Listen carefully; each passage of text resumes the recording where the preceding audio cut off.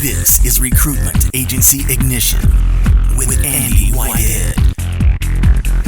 Helping you build your recruitment employment business fast.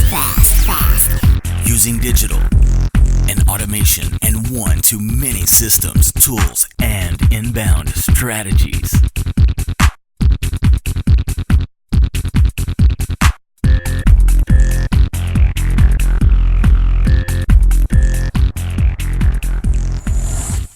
Now, in terms of actually handing over a project, or we've got a project for the next 90 days, we're using a Maven webinar process, and we say to the VA, right, your job is to get 100 registrations for this Maven webinar.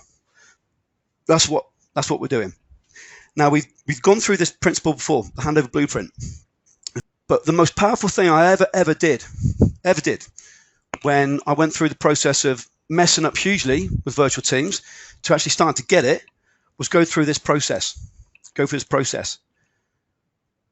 And the key principles are the actual criteria for success. So, Mr. VA, you're running RR for us. Now, what does that really mean? What are we really going to judge as success? So it will come down to eventually how many A's, B's, C's we got. It will come down to how many replies, how many opens, the right data set, etc. Then it will come down to how many numbers we're putting through.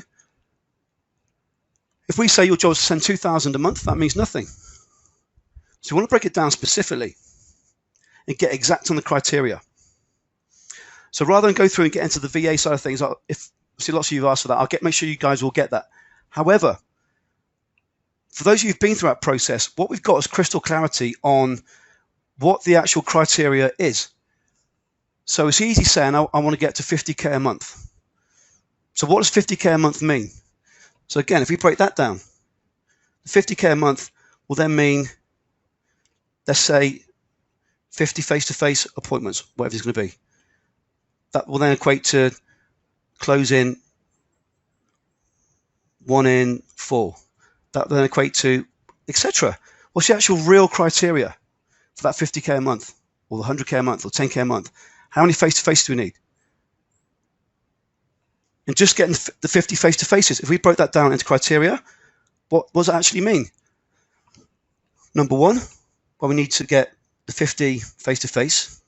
Number two, we know if we use, let's just say we're focusing just on LinkedIn or just in RR, we know for every 10 conversations we have, we get one face-to-face appointment. So we need 500 of those conversations straight away. We've got a problem. That's not going to happen. It's unlikely. Let's say that our outcome is to get to 50K a month. That means we need, let's say, 5 new roles a month with no repeat business. It's going to be pessimistic. That means we need 25 one-to-ones with clients. That means we need to get, let's say, 50 A's in RR and 100 B's. We know that we need to put in, for every 100 we put in, we get an A. So that's going to be, we need to put through 5,000 leads. And for every 100, we get a B. So now we're getting to big figures. That's 10,000 a month. So that doesn't stack up. So we want to actually reverse engineer the criteria. In the same way we said with Ken, if he increases by just 10%, we've actually got a third growth in the business. But now we're getting into the actual breaking down of campaigns, etc. But what I want us to understand, though, is what does that actually look like as a year? Excuse me, as a year. What does the actual business outcome look like? What is the real tangible measurement? Discover how to build your recruitment employment agency using one-to-many automation and inbound strategies before anyone else in your market specialization. Check out recruitmentmarketinginternational.com.